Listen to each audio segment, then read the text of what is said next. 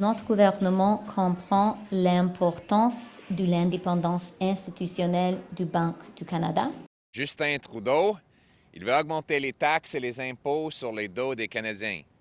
Ces déficits inflationnistes ont forcé la Banque du Canada d'augmenter les taux d'intérêt plus rapidement que dans toute l'histoire monétaire de notre pays. La Banque du Canada, c'est un organisme indépendant qui, comme la Federal Reserve aux États-Unis, se donne comme mission de ramener l'inflation autour de 2 % et il pose des gestes qui ont des conséquences sur les citoyens. Puis nous, comme gouvernement, on doit aider ces citoyens-là. Mais quand j'entends PSPP et GND dire qu'ils veulent mettre leurs deux mains dans un organisme indépendant, bien là, moi, je débarque. Alors, c'est le premier ministre Legault aujourd'hui. Il y a débat autour de la Banque du Canada depuis quelques jours, mais néanmoins, elle a quand même maintenu son taux directeur à 5 % aujourd'hui. Grand soulagement pour bien des ménages, dont vous, sans doute peut-être à la maison. Plusieurs craignaient le pire. Alors, l'institution a-t-elle cédé aux pressions des provinces de l'Ontario, de la Colombie-Britannique, de Terre-Neuve et Labrador, qui demandaient justement qu'il n'y ait pas de hausse? Mais j'en discute avec quelqu'un qui connaît bien ce qui se passe à la Banque du Canada. Vous la connaissez aussi, Monique Jérôme-Forget, ancienne ministre des Finances et ancienne administratrice à la Banque du Canada. Bonsoir, Monique Jérôme-Forget, bienvenue. Bonsoir. Alors, avez-vous l'impression, vous, que la Banque du Canada a pu céder aux pressions politiques des derniers jours? Absolument pas. Absolument pas. La Banque du Canada, grâce au ciel, elle est indépendante des gouvernements. Le drame dans tout ça, Anne-Marie, c'est que quand les gouvernements commencent à s'immiscer dans ce dossier-là, ça va ordinairement moins bien. Je vais vous donner comme exemple la Turquie. La Turquie, qui est un pays qui se comportait très bien. Bien, imaginez-vous que la Turquie, parce que le président s'en est mêlé, parce qu'il a exigé des bateaux, il y avait 100 % d'inflation. Pas 5 % là, 100 % d'inflation. Et alors là, suite à son élection, il a mis une femme à la tête de la banque qui, elle, a doublé et même triplé les taux, passant de 8 % un mois plus tard à 17 % et il y a quelques jours à 25 %. C'est donc dire que les banques doivent être autonomes. Elles se basent sur des données très scientifiques, très sérieuses, difficiles évidemment à cumuler. Mais c'est important que cet organisme-là demeure absolument indépendant. Alors, comme vous avez été administratrice et comme plusieurs, je pense à la sénatrice Diane Bellemare qui était à notre émission et qui a écrit une lettre aux journaux la semaine dernière, réclame plus de transparence sur les motivations. Alors, est-ce qu'on peut se demander quand la décision a été prise? Comment ça se passe? Vous délibérez là-dessus? Non.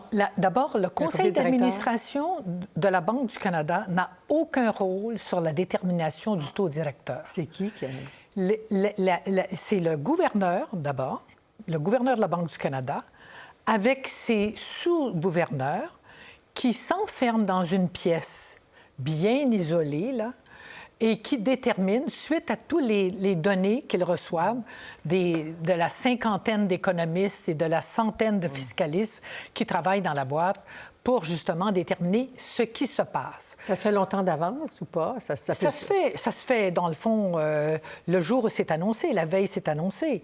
Alors, c'est très rapide, là. Mais vous savez, je suis sûre que la Banque du Canada, le gouverneur, d'abord, c'est un homme extrêmement au courant de l'impact de ses décisions. On sait bien sur, dans le fond, les taux d'intérêt, l'impact que ça a sur les familles. Mais le plus grand danger qu'on peut connaître, c'est finalement l'inflation. On le sait, on fait nos courses, les œufs, l'huile, tout coûte plus cher. C'est sûr que la Banque, d'après la loi, recherche la stabilité des prix, donc c'est contre l'inflation. Mais ce qui est en débat actuellement, c'est que ces hausses ont tellement fait mal parce que dans l'inflation, il y a les taux d'intérêt hypothécaires, les taux qui augmentent le prix des logements. Donc, certains suggèrent que la Banque tienne compte de ça parce que certains disent que le remède fait plus mal que le mal lui-même, l'inflation. Non, c'est pas vrai que le remède fait plus mal. pire chose qui peut arriver, quelqu'un passait juste avant moi là, dans une émission à Radio-Canada et il parlait d'un cancer. Chez Gérald Filion, je pense. C'est ça. Il parlait d'un cancer. Stéphane OK? Marion. L'inflation, c'est ce qui tue l'économie. C'est ce qui fait qu'on n'est pas capable de prévoir. Vous avez des gens, rappelez-vous, la dernière guerre, quand les gens couraient pour aller s'acheter des choses parce que la monnaie ne valait plus rien.